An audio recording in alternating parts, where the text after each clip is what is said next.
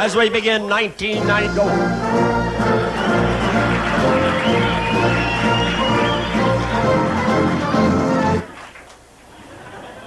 You know, one of the...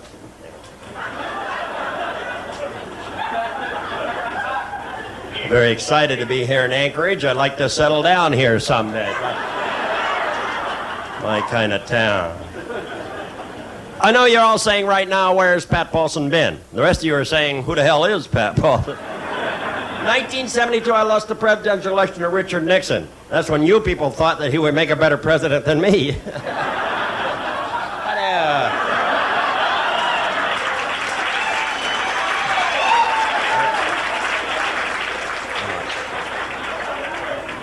I have prepared a short speech for you here in Anchorage entitled How to Survive the Next 4 Years, a 2-year plan.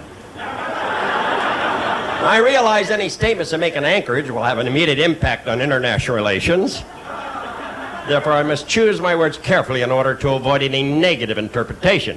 Among politicians, this is a tactic known as lying. I'm often asked, why do I travel around the country talking politics? Is it for humanitarian reasons, community spirit, or is it for the money, the limousines, and the girls? Answers are no, no, yes, yes, yes.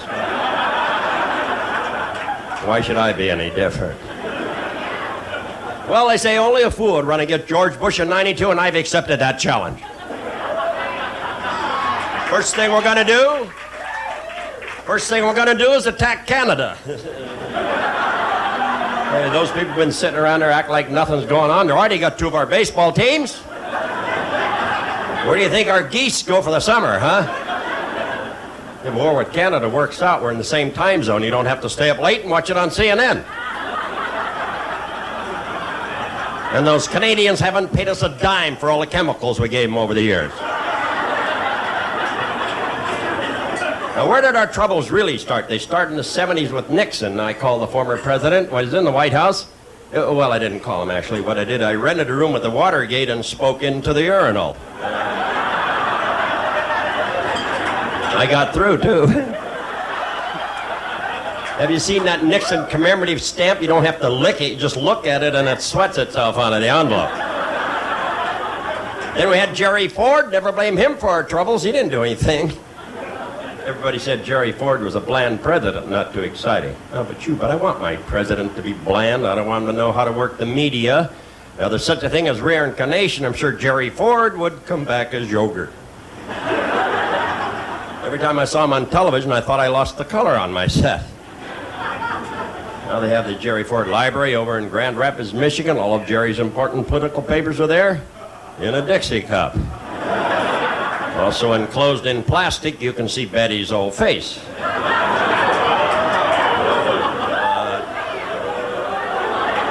Come on, this ain't Peter Pan up here, folks. Then we had Jimmy Carter. Nice man, Jimmy Carter. Had a great smile, great teeth. You know that man could eat a pineapple through a tennis racket? You put a guy like Jimmy Carter in charge of inflation, it's kind of like putting Roseanne Barr in charge of the Twinkies. Then we had Ronald Reagan, an actor. Could start a trend. 20 years now, you're going to have Bill Murray sitting in the Oval Office. Farting the national anthem or something. I don't get these actors going into politics like Mario Cuomo, the brother of Perry Cuomo. What the hell is that? I don't know if you folks know this, but I'm the mayor of a small town in Northern California called Asti, California. I've been the mayor for 3 years. We bought the town and we allow no voting privileges. Our slogan is, we've upped our standards, now up yours.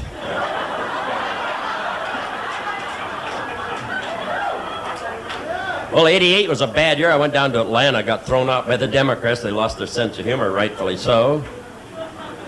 Well, what's the difference between a Democrat and a Republican? Tell you what I think it is. The average Democrat belongs to the Lions Club, and the average Republican belongs to the Country Club. Now, there's a connection between these organizations. The drainage system for the Country Club is the water supply for the Lions Club. Now, you give a cow to a Democrat, he'll milk that cow, keep some for himself, give the rest to poor people. Give that same cow to a Republican, he'll hire a Democrat to milk it at less than a living wage, then he'll suggest there's a milk shortage and sell it at inflated prices. Of This enables him to buy a bull. The bull, he makes a lot more cows, which hires a lot more Democrats to milk. So you can see that the Republican does to the Democrat what the bull did to the cow.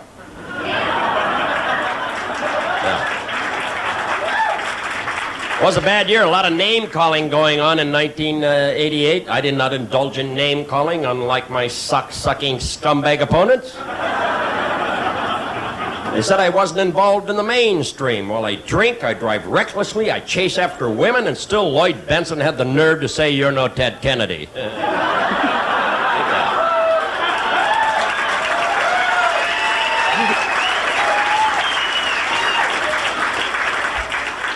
They said I was once a member of the Hare Krishna. Well, it was only for a couple of hours at the airport trying to get money for a connecting flight.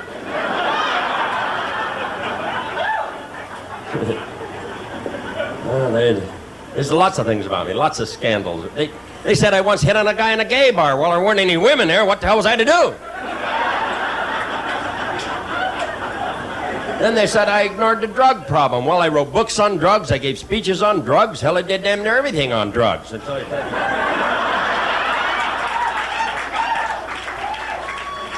Those guys running against me were some joke. A guy named Richard Gebhardt from Missouri. There's a guy who wanted to help the farmers. Well, I suggested we put him on a pole in the middle of a field, keep the crows off the corn. Pat Robertson said God told him to run. Well, it proves one thing. God's got a great sense of humor. Now, Gary Hart went into this political business with his eyes wide open. Gary Hart gave new meaning to the old expression, walk softly and carry a big stick. Said he was only out in that yacht doing some offshore drilling, that's all. Won't catch me fooling around. You have an obligation to the American people, keep your record clean and clear. I would never chase after anybody, and it's not my way. Then in '88, we came down to the last two, George Bush and Michael Dukakis, Tweedledum and Tweedledummer. George Bush was envoy to China, chairman of the Republican Party, an ambassador, a congressman, head of the CIA, vice president, president. Man cannot hold a job.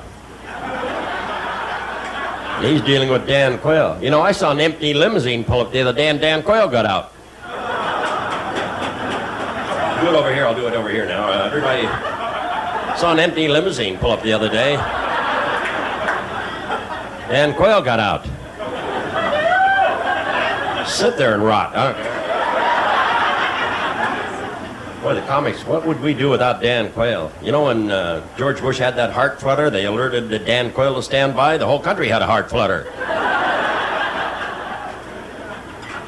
Dukakis, of course, he's out of there. He'd never run again. When I first heard the name Dukakis, I thought he got it off the bottom of an eye chart. Weird name. Sounded like a gum disease. Got Dukakis all over here. Had a lot of Greeks behind him, and that's one place you don't want them.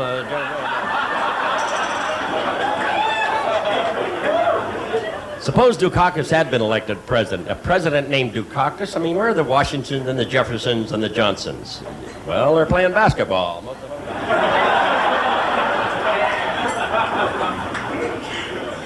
That left me. I only ran the first time because I thought I'd look nice on a dime.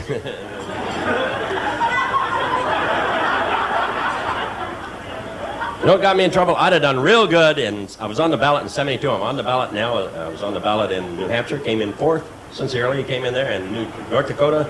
Went down to, I didn't go down there actually, I got on the ballot in Louisiana, and I got 1,500 votes, never showed up.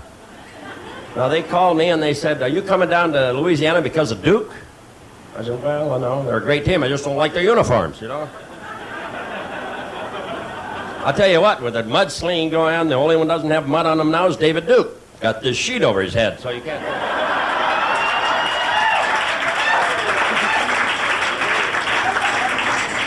We're going to show you a sample. A lot of people are young here, don't know my past. Show you a sample of me campaigning in 1968. I had a tendency to go to one town, say one thing, another town, say another. You'll see what I'm talking about. This is from the old Smothers Brothers show. Would you take the lights out, please? And these here, too, or I can get them with a 22 if you want to. Take these off, too. Okay, take that. Now you can run that film.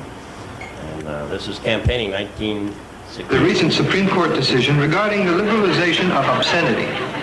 Who are we to judge what is?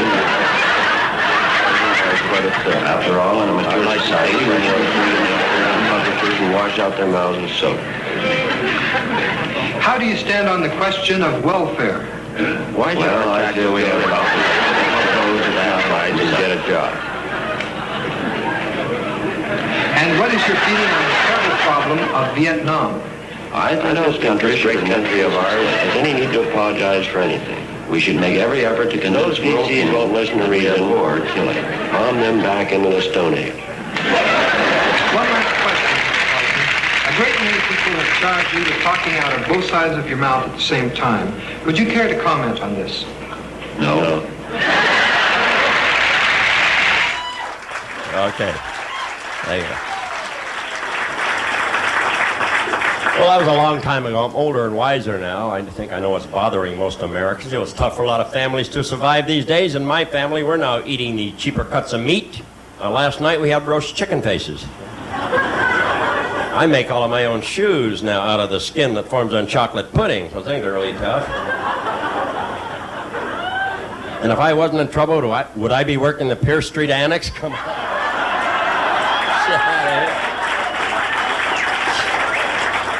And everything's so expensive these days, too, even drugs. I don't do drugs, folks. I'm from a different era. I didn't go for drugs. I tried Coke once. I don't get the thrill of Coke. It took me an hour to get the bottle out of my nose. That's expensive. You know, I'm going to snort something. I'll snort laundry detergent. It's cheap. Makes bubbles come out of your nose. The kids get a kick out of it. I had a guy come up in the street that then asked me if I want to sniff a little crack.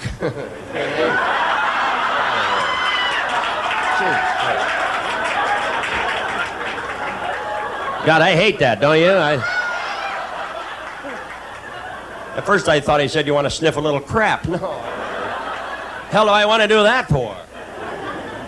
Sniff any crap, I'll sniff my own crap, not yours, man. Sure as hell won't pay for it either, I'll tell you that. Getting back to drugs, I don't do drugs. Oh, once in a while I shoot up on Preparation H. It's funny now, my mind's starting to shrink.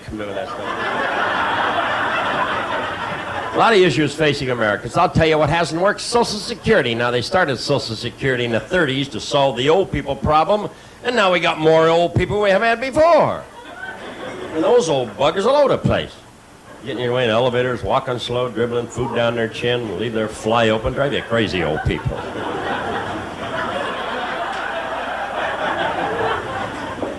The energy situation. For a while, we were supposed to have big cars. Now I think big cars are necessary sometimes because I cannot imagine a Yugo hearse going down the street. The legs hanging out the back and a little red flag in the toe. That'd look weird. If we ever have another gas crisis, as I said before, we have an overabundance of old people. Why don't we just find a way of converting old people into gas? Got regular, no lead, and Grandpa Ned. Call it fossil fuel or something. Kidding, of course. We take care of the old folks in our family. Grandma Paulson did right with us. We built a little lean-to in the back, and she was good company for the dog.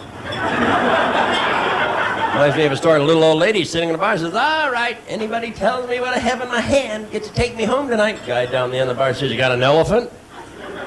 She says, well, it seems we have a winner here. I know an old guy went down to get his Social Security, forgot his papers, couldn't prove how old he was. Hey, you can't get your Social Security unless you have your papers. He says, wait a minute. Opened up his coat and says, look at those gray hairs. So they give him his Social Security. Went back home, his wife said, how'd you get your Social Security? Forgot your papers. He said, well, he just opened up the coat and showed him my gray hairs. She said, well, you should have dropped your pants. You could have got disability.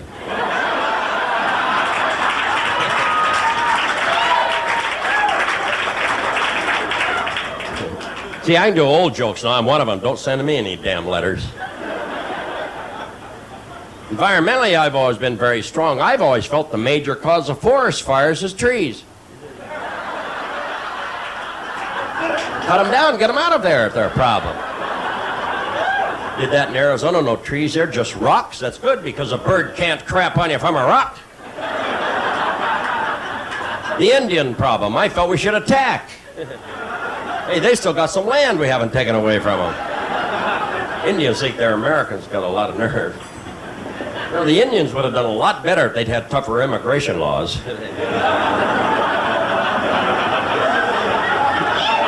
Should have started up here, too.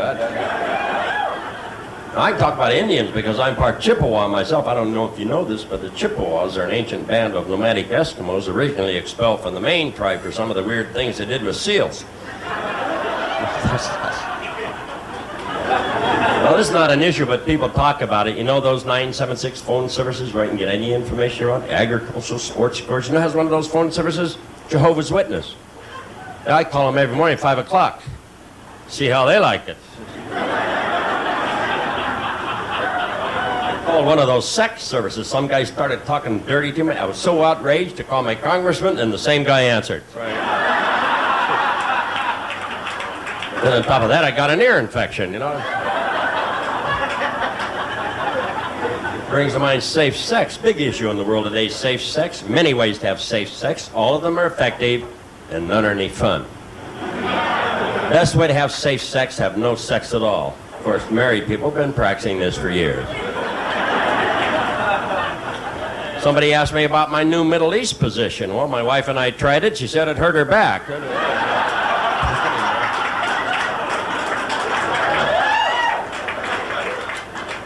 These are chauvinistic lines. I apologize to the ladies. I am for women's rights. I don't think anybody should be discriminated against because of the shape of their skin. If there's any guys in the audience tonight, you thinking about getting married? I'll save you a whole lot of trouble. Just find yourself a woman you hate and buy her house.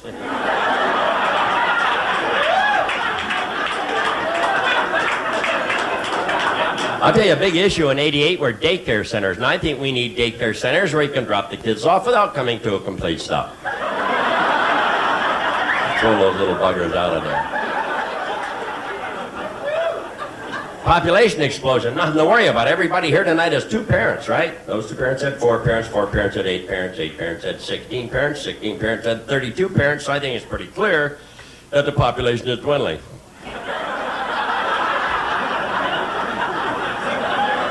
Okay, I'll explain that to the people from Nome who came down tonight. I did my bit for the population explosion. My wife and I had 18 kids. I said, that's it. And I cut her off right there. No more sex. She's begging all the time. You ladies here tonight would too if you knew.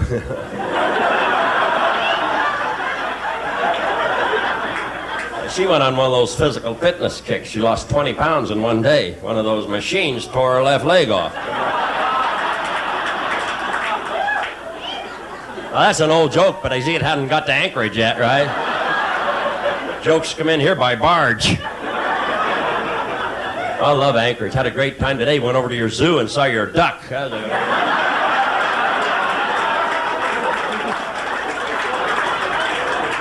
Somebody asked me before I came up here to Anchorage, would I find any humor here in Anchorage? And just today I met the mayor and nearly laughed my head off.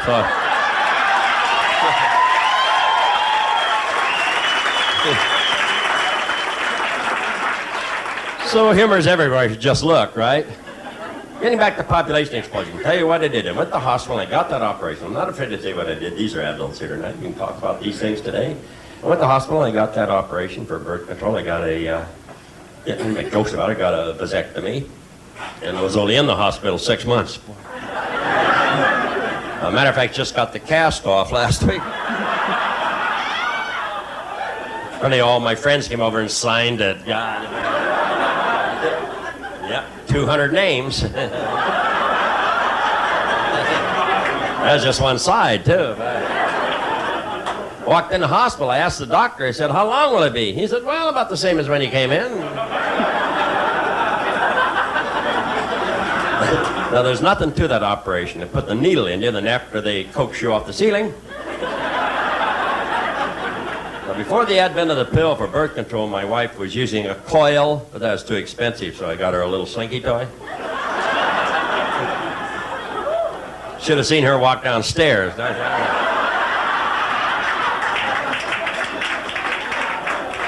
Gazang, gazang, gazang. Well, 92 is a big year for me. We have a new slogan. I'll be decisive president, probably. And I read a poll the other day that said 1 out of 5 Americans believes that Elvis Presley could still be alive. 1 out of 5. Now, if I could just find these morons and get them registered, I could be president. So I'd like to leave the podium, get my guitar, and do what I'm supposed to do, try to entertain you, but I'd like to leave the podium with this thought. I know in my heart that for centuries to come, years will pass.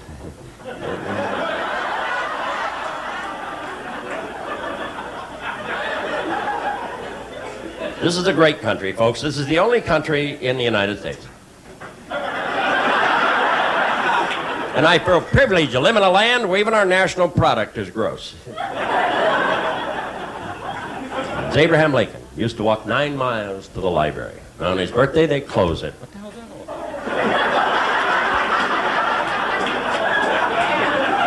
Well, ladies and gentlemen, I have a dream. It's a dirty one. I don't want to talk about it. This hooker was coming at me with a plunger. Weird dream, I'll tell you. Anyway, I'm going to leave this podium bit. These are not working all that great. With my philosophy of life, and it goes like this. Well, the wind blew and the crap flew, and you're only here for a day or two. Move this baby out of the way, get my guitar, get a good look at you up here. We got a lot of help here at the club, you know. Stagehands bustling all over. I'm glad to be here. You know, I work a lot of comedy rooms across the country with young comics who want to become stars. I thought you might be interested in some of the kids who woke up to me in the past. Where the hell's my guitar? Oh, here it is. That's good. Hide it from me. That's great. Stay there. And some of the kids who woke up for me in the past, I think you're going to be interested. A fellow named Don Novelli, you know, Father Guido Sarducci, opened up for me in San Jose years ago when I was doing Saturday Night Live. A fellow named Howie Mandel opened up for me in Toronto, a place called Yuck Yucks before he made it, and went on to do St. Elsewhere, very funny. Harry Anderson opened up for me in Mimosa Beach. He was an incredible comic magician. Went on to do Night Court, to the judge on Night Court. Emo Phillips and Judy Tenuta opened up in Chicago when they were starting out. They were a duo at that time. Jim Carrey from Living Color, I was 17, opened up for me in Ottawa. He's an incredible talent, Jim. He was on the bill with me. The last two that went on to become stars, Jenny Jones and Paula Poundstone, were my opening acts in Sacramento, and they now have their own television shows. All these kids open up for me, go on to become stars, and I'm really getting sick of it. Who the hell needs them anyway? I do a different form of humor. I'd like to get to know you first. What we're going to do is divide you into two groups.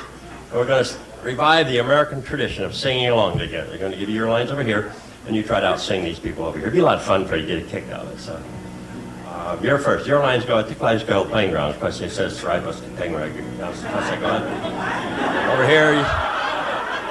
Over here, you sing Captain Captain on the right side. Go to Houston Port, you can type it. Over here first. Ready? I dance Calvin, a penguin, everybody. Horse and right rods, come take a doo. A lot of fun when you sing along like that. That's right. Over here, Captain, everybody. Ha. You know, this is the first club when anybody actually tried to sing back. A little toxic waste in your water here or what? Making nuts here in Anchorage. Okay, I'll sing one song for you. I wrote in honor of my visit here to Anchorage, sin capital of the world. It's a folk song, goes like this. I was standing in the street when a very ugly man came up and tied his horse to me. Well, that was it. The hell, I'll tell you something, this act starts slow, then the whole thing peters out. I sing a song about cheese. Cheese is an important product. Cheese comes out of Wisconsin. Cheese is a friend of yours, and cheese is a friend of mine. Oh, what a friend we have in Jesus. Well, one minute. Oh, shit. I'll tell you a little about myself. I'm originally from the state of Washington, down south of here a little ways. I was a depression baby. I don't mean I have a dent in my head. You're just a poor family. Lived on the coast there. My dad was a fisher. My mother was a netter, and my sister was a hooker. I never had a pet until I was 8 years old, and Mom finally got me a pet. You know she got me? She got me a clam. I said, not a hell of a pet. Hard to get a rope around a clam and walk them in. Got to drag along the pavement. They make sparks. That's not good. I used to walk to school, and this is true. I walked to school every day to a little red schoolhouse, and living on the coast there are a lot of seagulls. There's one rogue seagull, I guess, with a bad beak or something, used to dive bomb me every morning. Zap, ploppy, get me. But I got even with him. I found out where he was nesting, and I climbed the cliff above him.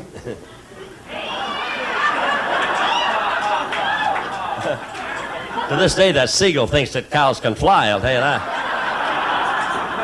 When I was 17, I joined the Marine Corps. I'm an ex-Marine, World War II, 1st Marine Division, 5th Regiment. My old outfit was in the Gulf. I'm proud of those guys. I don't talk about this much. I killed 10 men in World War II. You see, I was smoking out behind the ammo dump one day. Accident. I learned a lot in the Marine Corps. I learned how to blindfold myself, take my rifle apart in 11 seconds, which is valuable because when the enemy would attack, I just blindfold myself and take the rifle apart. We stopped on our way overseas at what was a transit center at that time in Hawaii. I got to know Hawaii, went back later, wrote a song about it. I'd like to do it for you. It's kind of a travelogue documentary. This one goes to Hawaii. Welcome to Hawaii, magic land of romance and beauty. As a ship rounds Diamond Head, we are struck with the majesty and beauty of this mystical land of Hawaii. Pulling into Pearl Harbor, the shouts of the natives ring in our ears. Ole!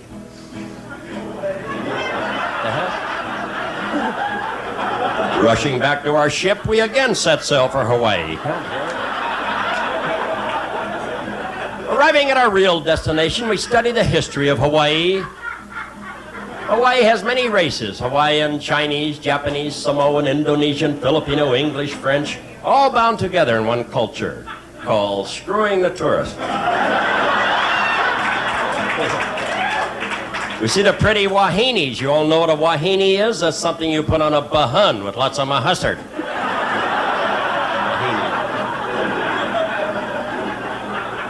Hawaii has many active volcanoes, which they try to keep from erupting by sacrificing virgins. How does that work up here? That screws up that joke. You got volcanoes, don't you? Shoot. I'll have to quit that one. We listen to the ethnic Hawaiian singers like Jim Neighbors. There's a good one. And the legendary Don Ho, brother of Asso. He's right over there. You know, I do a lot of these clubs, and I enjoy doing them a lot. I like to see young people come in and see me, but I know they don't know who I am. They come in, they don't know who I am. I finally figured out one day why young people would come in to see me. You know what it is? Their parents say, "Get on and see him before he dies."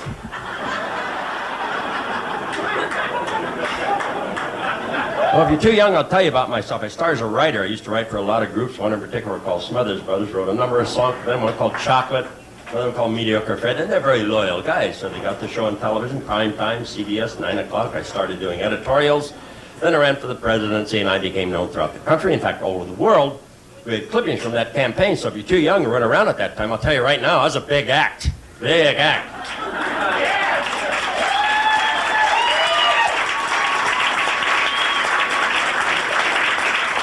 And here I am working Piers Annex, a lot of damn poles in the middle of the place.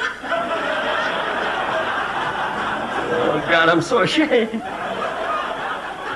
hell, my eyebrow's stuck in this mic.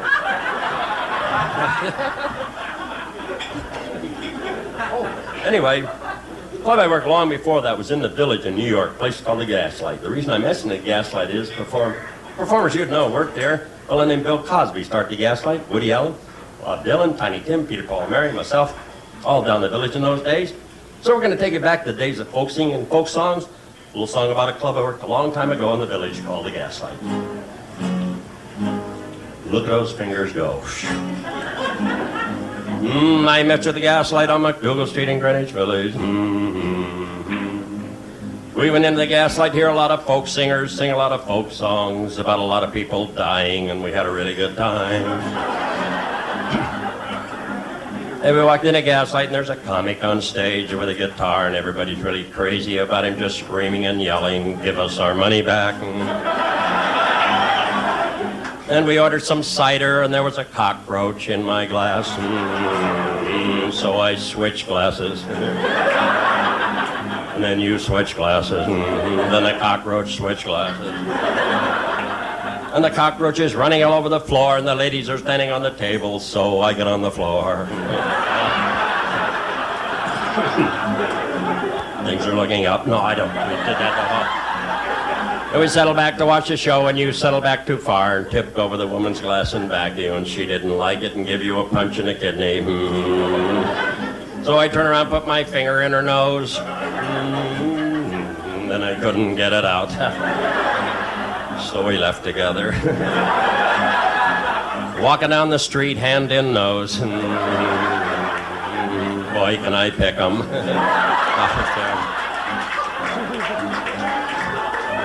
Finally got my finger out, it was all covered with boogers. So I took 'em home, put 'em in a jar. Big ugly thing started to grow out of the jar. So I took it over to Burger King. I said, what do you got there, a Whopper? I said, no, it's not.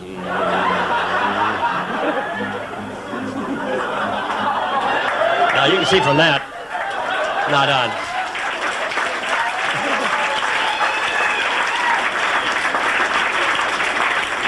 You can see from that why I don't work a lot of supper clubs. We're eating. Would you get him out of here? We're eating right now. I was going to do a song here about Anchorage, but I think I'll wait till I leave. Hey, I seen the trucks with the rifle racks. I ain't crazy. I can do a song about Los Angeles because I'm not there at the moment. L.A. my kind of place, smog so thick you can't find your face. L.A. full of people try to find out who they are. They go to a psychiatrist. When they get the bill, they're pretty sure. L.A. full of people think they're going to go to heaven, so when they die, they have the casket full of popcorn in case there's a movie on the way, dude. L.A. where they had a big train derailment, a lot of nitrous oxide spilled all over the place. Thousands of people killed trying to get into the area.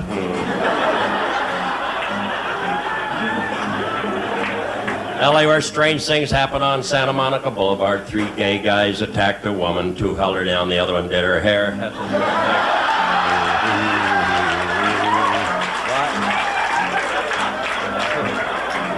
I don't do this song in San Francisco, no. L.A. a lot of people sitting around in hot tubs all day getting all wrinkled, can't find their pee-pee. That was never a problem of mine, because I tied it to a buoy. There's somebody pull a plug and my wee-wee went down the drain, goddamn. Floated out to sea. Picked up by a Russian trawler, took it back to Moscow. They thought it was a nuclear warhead. I think I'm going to cut it there.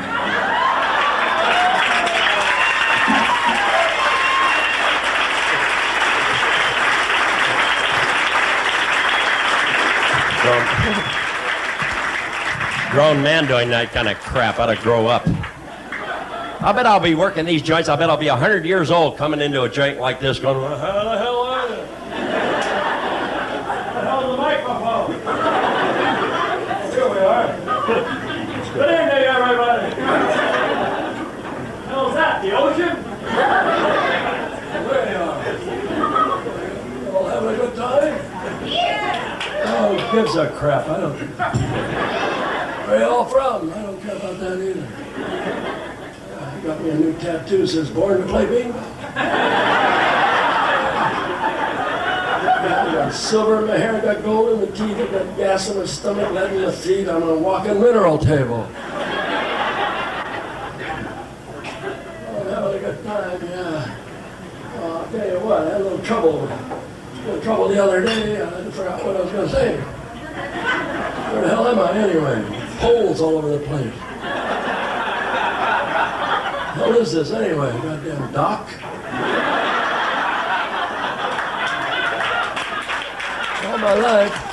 All my life I wanted to get me a BMW. Now I just settled for a BM.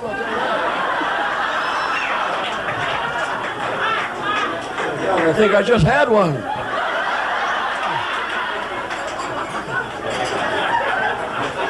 Well, I tell you what, I still got this great sex drive. Yeah, she lives 80 miles. It takes her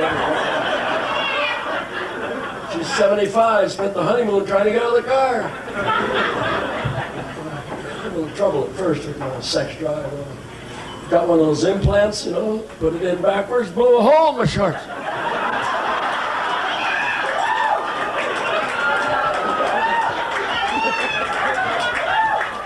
If I can see it now, I know that's what I'll be doing. I do a lot of gross stuff, but I don't do the words. You know, the comic stuff today, they can say anything they want. The reason they can do this is because of a guy named Lenny Bruce. I used to work the same room Lenny did in San Francisco called Ann's 440. And Lenny cleared the way for comics to do what they want, right or wrong, but he did it, you know, and he paid the price. I don't use dirty words. It really urinates me off. I started as an impressionist, so I'm going to show you. I can still do it, and I do impressions. Here's my impression now of a tap dancing mouth.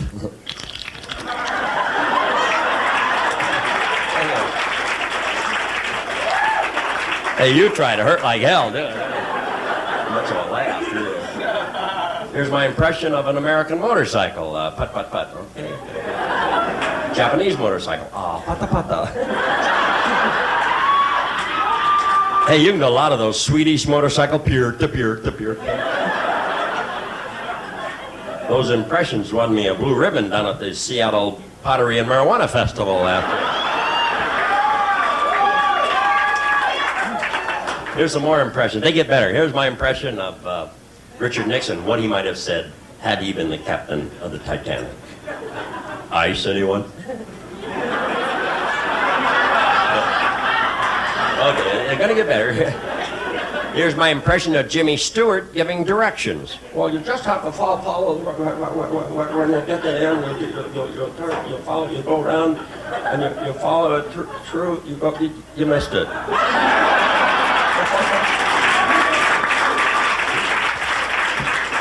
Okay, here's another. Now, this is one of my best. This is the late, great John Wayne. This is a good one. This is a great one. Well, I'm going up in the mountains and talk to the Apaches. You come with me if you want to, but you don't have to, gentlemen. Okay, it's not so good.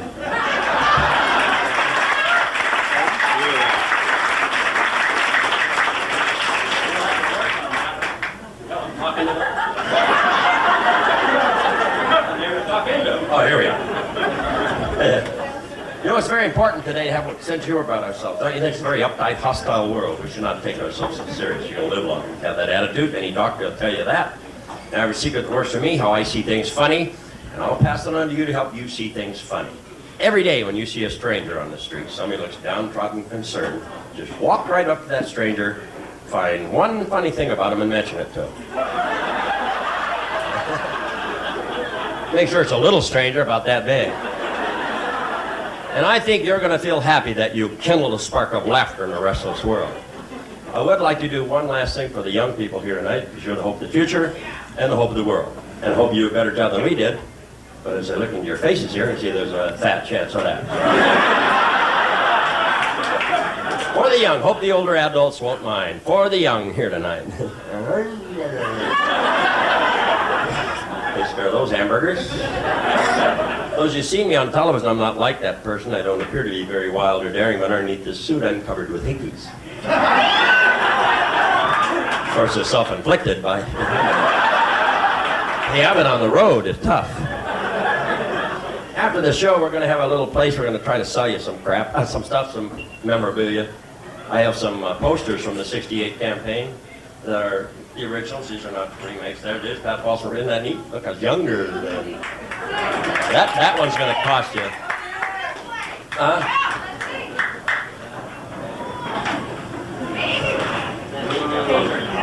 I only got about 20 of these left. Those are $10. I'm not going to give them away. We have a book for $5. This is from '68, and this is an original book, first edition.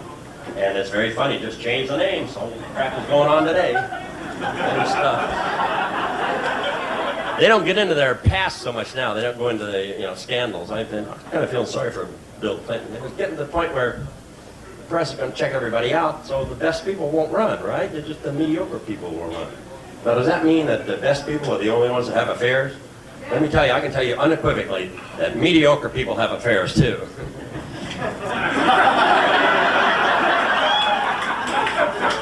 They don't have great ones, but they have them, you know. So I thought about Bill Clinton the other day, and I shouldn't do jokes on him, but he's tired of what they're doing. He said, "No more scandals. Smell my lips." What is this, a church group, for God's sakes? What is this? Oh, I just did that. Yeah, we have the Paulson for President poster somewhere around here. You see it anywhere? And that's, I mean, the headquarters. That's only $5. And we have a, oh, yeah. Just mingle while I'm screwing around. And we have the, these are 100% cotton. Hey, so, well, I need to get rid of those. There they are. That's the original. Those are $15. Well, I gotta make money for the campaign. You know how I'd handle the deficit? I'd turn it into a government program, then we start cutting back, then I'd eliminate it entirely.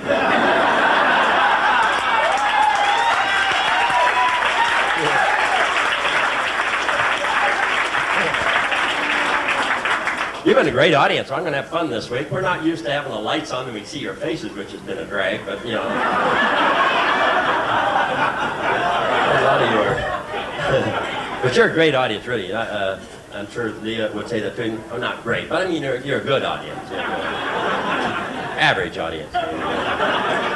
Maybe a little below average. Actually, you suck, I'll tell you that. No, kidding. Well, some of you probably do. What do I know? Whatever you do in your private life has nothing to do with me. You want to do that? I'm not going to suck you, I'll tell you that.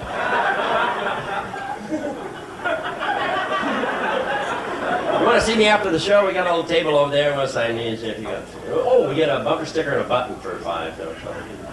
Whatever. We also have my jams and jellies back there too. And I'm working on a new book, the Endangered Species Cookbook. That'll be coming out shortly. How to baste a baby seal and stuff like that. I mean, interested, you might be in that. I want to thank Paul for the great hospitality here, and we're having a great time here in Anchorage. What a beautiful city. You ought to be proud to live here. It's a wonderful thing. In fact, I think it'd be a lot better if most of you moved out, you know. Believe it, for me, hell with those old-timers. Well, I've had it with you people. I'll personalize these things. I'll sign them. I'm going to stick around. If you want to put any money in the campaign, we're welcome. If you want just an ordinary autograph, those are $75.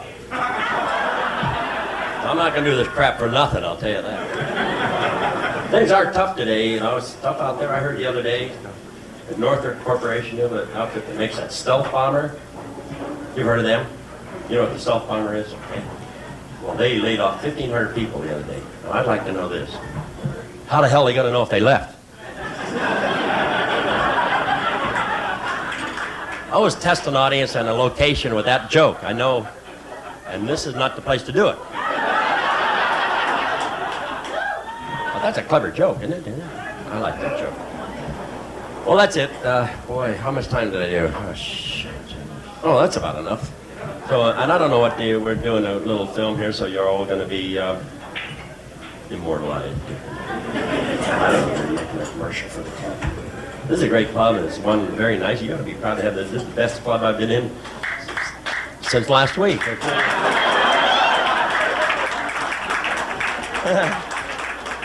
Okay, that's it for me. I'm going now, and I'd like to close with a segment from my college lecture series on the history of humor, which I take early Cro-Magnon jokes to the humor of the pyramids on the present-day psychic humor.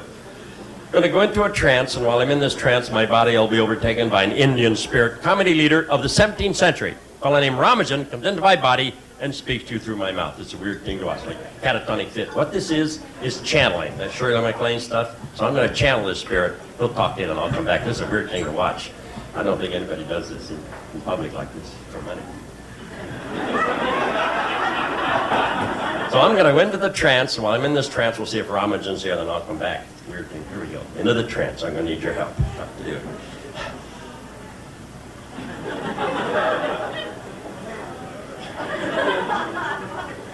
Hi, I'm Ramajan, Pat Paulson's Indian spirit comedy leader. Only have a few minutes in your world. Hope you enjoyed Pat tonight. I know I certainly did.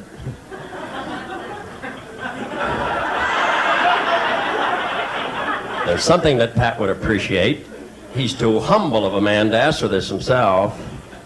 But Pat has never had a standing ovation. I think a standing ovation would be very fitting on this his birthday. For the older people in the audience, I'd like to remind you that Pat served his country well in World War II. So I'm going now, and Pat will be right back, and he doesn't know I said any of this. I think he'll agree that when he does come back, he certainly has earned his standing ovation. Working in a place of goddamn poles all over, for God's sakes. Also, folks, the doctor has given Pat just 6 months to live. So it'd be nice if he had one last standing ovation. Also, folks, Pat lies a lot during his act. You know, he just has a little teeny peeny this long. Of course, it's this wide. I'm going now, and Pat will be right back, and he doesn't know I said any of this. Give me a second here. Okay. Whew. Well, I don't know what he said or anything. He gave you any instructions. Hope you follow through on it. Been a lot of fun. Hope you'll come down and see me again. I appreciate you a lot. Okay?